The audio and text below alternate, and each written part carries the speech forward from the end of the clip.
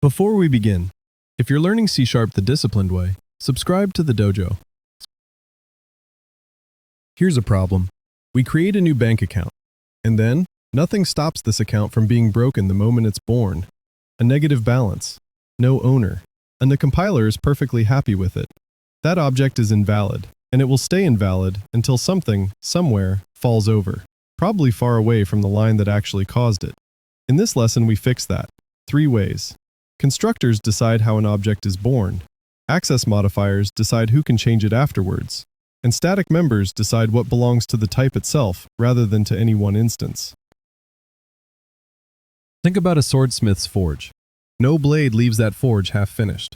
The forging process itself guarantees that anything which exists is complete and sound. That's a constructor. The workshop has areas. There's a display room anyone can walk into. There's the master's bench that nobody else touches, and there are benches the apprentices in that lineage may use, but visitors may not. Those are access modifiers. And then there's the fire. One fire, shared by every blade made in that workshop. It doesn't belong to any single sword. That's a static member. 3 ideas, 1 workshop. Let's take them one at a time. Here's how a lot of beginner code creates an object. We call new bank account with empty parentheses. Then we set the owner. Then we set the balance. 3 separate statements. Between the first line and the last, that account exists and it is wrong. And if you forget the second line entirely, nothing complains.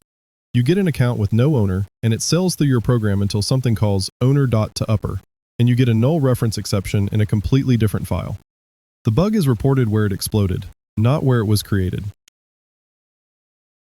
A constructor is a special method that runs when the object is created. It has the same name as the class and no return type. Its job is to take the object from does not exist to exist and is valid with no gap in between. So instead of empty parentheses, we demand what the object actually needs. Now the object cannot be created without an owner and an opening balance. There is no path to a half-built account because the only door into this class requires both. And once we're inside the constructor, we can check. If the balance is negative, we throw immediately. The object never comes into existence at all, rather than existing in a broken state. This is a bigger idea than it looks. You are making invalid states impossible to represent. If a class can only be built through a constructor that validates, then every instance you ever hold is valid, and you stop writing defensive null checks all over your code to compensate. It also moves failure to the earliest possible moment. The exception happens at construction, on the line that made the mistake, not 3 files away. Let's build it properly. Here's the class with private fields and a constructor. Line by line. Public bank account, open paren, string, owner, comma, decimal opening balance. Same name as the class, no return type. That's what makes it a constructor rather than a method. Inside, we validate before we assign. If owner is null or whitespace, we throw an argument exception with a message that says what was wrong. Notice we throw before touching any field. The object is abandoned mid-birth. Then the assignments. Owner equals owner. Balance equals opening balance. And if you write 2 constructors, you can chain them.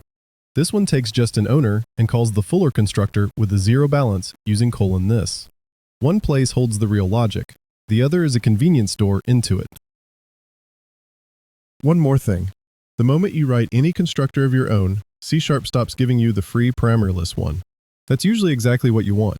If someone tries new bank account with empty parentheses now, it won't compile. And that compile error is the feature. We've fixed birth. Now watch someone break the object afterwards. The constructor validated the balance. But balance is a public property with a public setter. So anyone, anywhere, can assign -500 to it and walk straight past every rule we just wrote. We built a front door with a lock and left the window open. Access modifiers control who can see and touch each member. Public means anyone. Private means only code inside this class.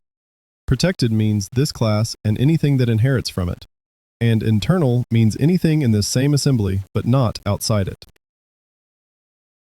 So we make the setter private. The value can still be read from outside, but it can only be changed from inside the class. And then we give the outside world proper doors instead. a deposit method, a withdraw method. Each one enforces the rules the class cares about, and there is no way around them. This is encapsulation, and the practical payoff is ownership. When a class controls its own data, there is exactly one place where the balance can change, so there's exactly one place to look when it's wrong. And you can change how the class works internally without breaking anyone, because nobody outside was ever allowed to depend on the internals. One thing to be clear about: private is not a security feature. It stops accidents and enforces design. It does not stop a determined caller with reflection. It's a contract, not a lock. Here's the class again, with proper protection. Private decimal balance, with an underscore prefix by convention for a private field. Public decimal balance, get, private set. Read from anywhere, write only from inside. You'll also see read only on fields that are set once in the constructor and never again. The compiler enforces that for you. Public void deposit decimal amount. If amount is less than or equal to 0, throw. Otherwise, balance plus equals amount. The guard clause comes first, then the work. That ordering shows up everywhere in well-written C#. Public void withdraw decimal amount. Guard for a non-positive amount, then guard for insufficient funds, then subtract. Every rule about what a balance is allowed to do now lives inside the class that owns the balance. That's the whole point. Now a different kind of mistake. We want to know how many accounts the bank has opened. So we add a count field to the class and increment it in the constructor. Then we create 3 accounts and ask for the count. And every single one says 1. Because that field isn't the bank's count. Each account got its very own private copy of it, and each one incremented its own. Static is the keyword that says, this belongs to the type, not to any instance. One copy, shared by every object of that class, and it exists whether or not you ever create a single instance. So we mark the counter static. Now all 3 constructors increment the same field, and the count is 3. And notice how you access it. Not through an account, but through the class itself. thankaccount.accountCount. The compiler will not let you reach a static member through an instance, and that restriction is a hint about what the member actually means. The useful question is always, does this belong to one account or to accounts in general? A balance belongs to one account. An interest rate that every account shares belongs to the type. Getting that wrong gives you either duplicated data or data that's silently shared when you didn't mean it to be. One warning though. Shared mutable static state is genuinely dangerous once more than one thread is involved, because every thread is touching the same field. Static read-only values are safe and common. Static counters that everything writes to need real care.